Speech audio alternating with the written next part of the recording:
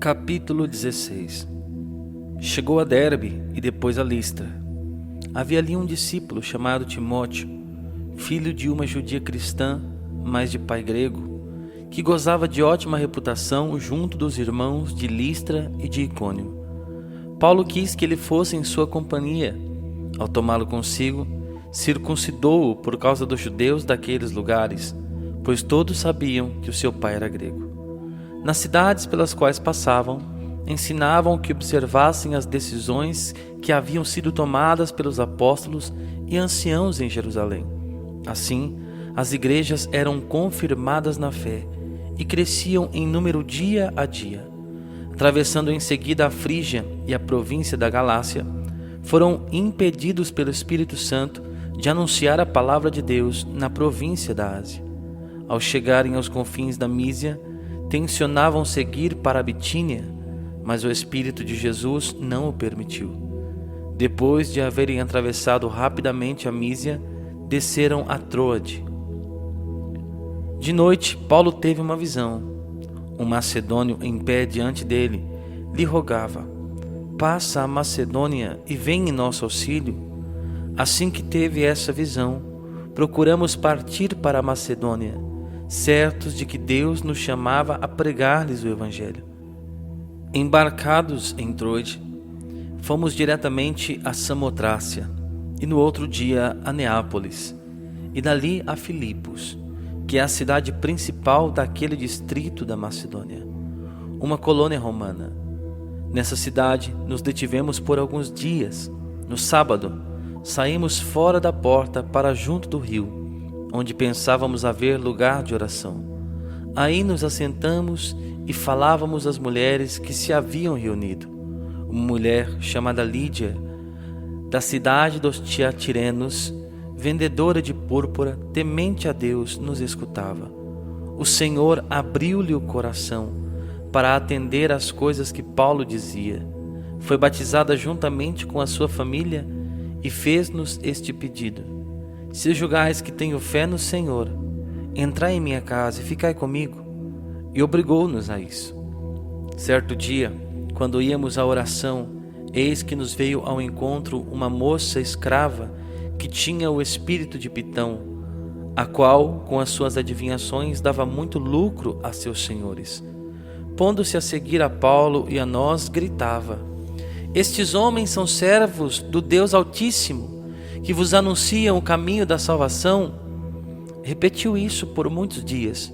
Por fim, Paulo enfadou-se, voltou-se para ela e disse ao Espírito: "Ordeno-te, em nome de Jesus Cristo, que saias dela." E na mesma hora ele saiu. Vendo seus amos que se lhes esvaecera a esperança do lucro, pegaram Paulo e Silas e levaram-nos ao foro, à presença das autoridades. Em seguida, apresentaram-nos aos magistrados, acusando: "Estes homens são judeus, amotinam a nossa cidade e pregam um modo de vida que nós, romanos, não podemos admitir nem seguir." O povo insurgiu-se contra eles. Os magistrados mandaram arrancar-lhe as vestes para açoitá-los com varas. Depois de lhes terem feito muitas chagas, meteram-nos na prisão, mandando ao carcereiro que os guardasse com segurança. Este, conforme a ordem recebida, meteu-os na prisão inferior e prendeu-lhes os pés ao cepo. Pela meia-noite, Paulo e Silas rezavam e cantavam um hino a Deus, e os prisioneiros os escutavam. Subitamente, sentiu-se um terremoto tão grande que se abalaram até os fundamentos do cárcere. Abriram-se logo todas as portas e soltaram-se as algemas de todos. Acordou o carcereiro e, vendo abertas as portas do cárcere, supôs que os presos haviam fugido, tirou da espada e queria matar-se.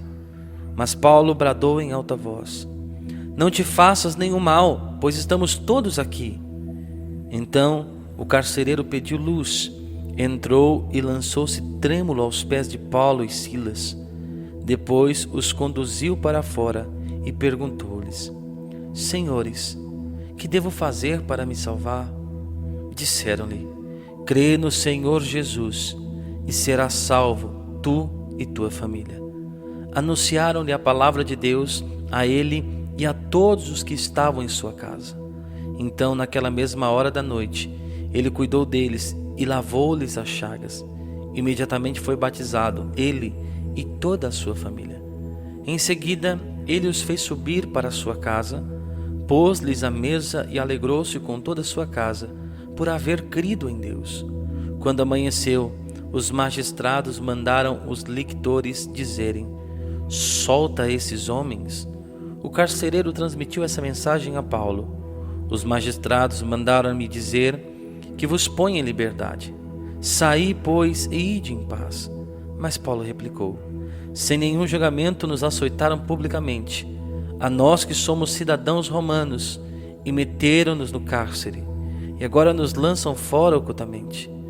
Não há de ser assim, mas venham e soltem-nos pessoalmente. Os lictores deram parte dessas palavras aos magistrados. Estes temeram ao ouvir dizer que eram romanos. Foram e lhes falaram brandamente, pedindo desculpas. Rogavam-lhes que se retirassem da cidade. Saindo do cárcere, entraram em casa de Lídia, onde reviram e consolaram os irmãos. Depois partiram. Capítulo 17. Passaram por Anfípolis e Apolônia e chegaram a Tessalônica, onde havia uma sinagoga de judeus. Paulo dirigiu-se a eles segundo o seu costume, e por 3 sábados disputou com eles. Explicava e demonstrava a base das Escrituras, que era necessário que Cristo padecesse e ressurgisse dos mortos. E este Cristo é Jesus que eu vos anuncio. Alguns deles creram e associaram-se a Paulo e Silas, como também uma grande multidão de prosélitos gentios e não poucas mulheres de destaque. Os judeus, tomados de inveja, ajuntaram alguns homens da plebe e com esta gente amotinaram a cidade. Assaltaram a casa de Jasão, procurando-os para os entregar ao povo. Mas como não os achassem, arrastaram Jasão e alguns irmãos à presença dos magistrados, clamando: estes homens amotinam todo o mundo. Estão agora aqui, e Jasão os acolheu. Todos eles contrariam os decretos de César, proclamando outro rei, Jesus. Assim, excitavam o povo e os magistrados, e só depois de receberem uma caução de Jasão e dos outros é que os deixaram ir. Logo que se fez noite, os irmãos enviaram Paulo e Silas para Bereia. Quando ali chegaram, entraram na sinagoga dos judeus.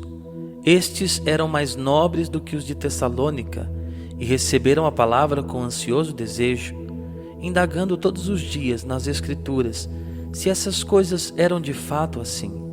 Muitos deles creram, como também muitas mulheres gregas da aristocracia, e não poucos homens.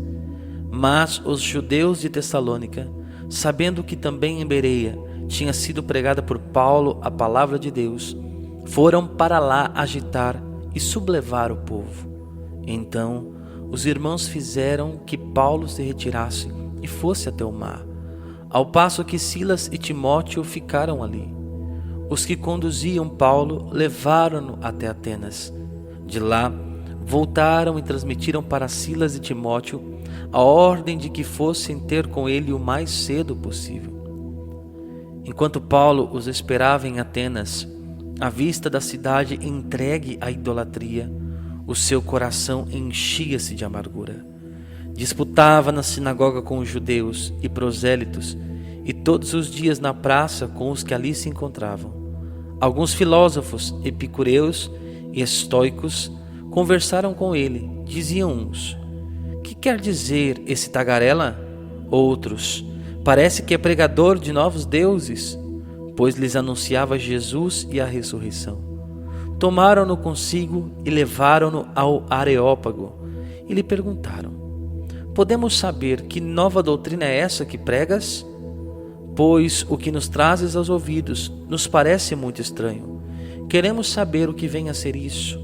Ora, como se sabe, Todos os atenienses e os forasteiros que ali se fixaram não se ocupavam de outra coisa, senão a de dizer ou de ouvir as últimas novidades. Paulo, em pé, no meio do Areópago, disse: Homens de Atenas, em tudo vos vejo muitíssimo religiosos.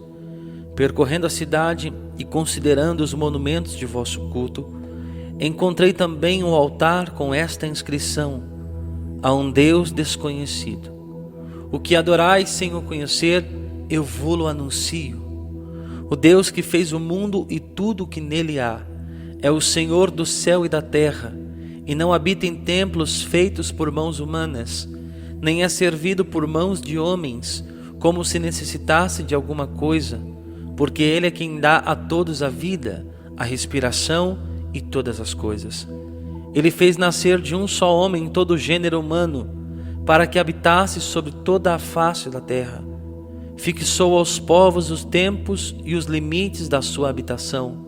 Tudo isso para que procurem a Deus e se esforcem por encontrá-lo, como que as apalpadelas, pois na verdade Ele não está longe de cada um de nós, porque é nele que temos a vida, o movimento e o ser, como até alguns dos vossos poetas disseram: nós somos também de sua raça. Se pois somos da raça de Deus, não devemos pensar que a divindade é semelhante ao ouro, à prata ou à pedra lavrada por arte e gênio dos homens. Deus, porém, não levando em conta os tempos da ignorância, convida agora a todos os homens de todos os lugares a se arrependerem. Porquanto fixou o dia em que há de julgar o mundo com justiça, pelo ministério de um homem que para isso destinou. Para todos deu como garantia disso o fato de tê-lo ressuscitado dentre os mortos. Quando o ouviram falar de ressurreição dos mortos, uns zombavam e outros diziam: a respeito disso te ouviremos outra vez. Assim saiu Paulo do meio deles. Todavia, alguns homens aderiram a ele e creram, entre eles Dionísio, o Areopagita, e uma mulher chamada Damaris, e com eles ainda outros. Capítulo 18. Depois disso, saindo de Atenas, Paulo dirigiu-se a Corinto. Encontrou ali um judeu chamado Áquila, natural do Ponto, e sua mulher Priscila. Eles pouco antes haviam chegado da Itália, por Cláudio ter decretado que todos os judeus saíssem de Roma. Paulo uniu-se a eles. Como exercessem o mesmo ofício, morava e trabalhava com eles. Eram fabricantes de tendas. Todos os sábados ele falava na sinagoga e procurava convencer os judeus e os gregos. Quando Silas e Timóteo chegaram da Macedônia, Paulo dedicou-se inteiramente à pregação da palavra, dando aos judeus testemunho de que Jesus era o Messias. Mas como estes contradissessem e o injuriassem, ele, sacudindo as vestes, disse-lhes: o vosso sangue caia sobre a vossa cabeça. Tenho as mãos inocentes. Desde agora vou para o meio dos gentios. Saindo dali, entrou em casa de um prosélito chamado Tício Justo, cuja casa era contígua à sinagoga. Entretanto, Crispo, o chefe da sinagoga, acreditou no Senhor com todos os da sua casa. Sabendo disso, muitos dos corintos, ouvintes de Paulo, acreditaram e foram batizados. Numa noite, o Senhor disse a Paulo em visão: não temas, fala e não te cales, porque eu estou contigo. Ninguém se aproximará de ti para te fazer mal, pois tenho um numeroso povo nesta cidade. Paulo deteve-se ali 1 ano e 6 meses, ensinando a eles a palavra de Deus. Sendo Galião procônsul da Acaia, levantaram-se os judeus de comum acordo contra Paulo e levaram-no ao tribunal e disseram: este homem persuade os ouvintes a adorar um culto contrário à lei. Paulo ia falar, mas Galião disse aos judeus: se fosse na realidade uma injustiça ou verdadeiro crime, seria razoável que vos atendesse. Mas se são questões de doutrina, de nomes e da vossa lei, isso é lá convosco. não quero ser juiz dessas coisas. E mandou-os sair do tribunal. Então todos pegaram em Sóstenes, chefe da sinagoga, e o espancaram diante do tribunal, sem que Galião fizesse caso algum disso. Paulo permaneceu ali, em Corinto, ainda algum tempo. Depois se despediu dos irmãos e navegou para a Síria, e com ele Priscila e Áquila. Antes, porém, cortara o cabelo em Cencres, porque terminaram o voto. Chegaram a Éfeso, onde os deixou. Ele entrou na sinagoga e entretinha-se com os judeus. Pediram-lhe estes que ficasse com eles ali por mais tempo, mas ele não quis. Ao despedir-se, disse: voltarei a vós, se Deus quiser. E partiu de Éfeso. Viajou até Cesareia, subiu a Jerusalém e saudou a comunidade, e logo em seguida desceu a Antioquia. Aí se demorou apenas por algum tempo, partiu de novo e atravessou sucessivamente as regiões da Galácia e da Frígia, fortalecendo todos os discípulos. Entre mentes, um judeu chamado Apolo, natural de Alexandria, homem eloquente e muito versado nas Escrituras, chegou a Éfeso. Era instruído no caminho do Senhor, falava com fervor de espírito e ensinava com precisão a respeito de Jesus, embora conhecesse somente o batismo de João. Começou, pois, a falar na sinagoga com desassombro. Como Priscila e Áquila o ouvissem, levaram-no consigo e expuseram-lhe mais profundamente o caminho do Senhor. Como ele quisesse ir a Acaia, os irmãos animaram-no e escreveram aos discípulos que o recebessem bem. A sua presença em Corinto foi, pela graça de Deus, de muito proveito para os que haviam crido, pois com grande veemência refutava publicamente os judeus, provando pelas Escrituras que Jesus era o Messias.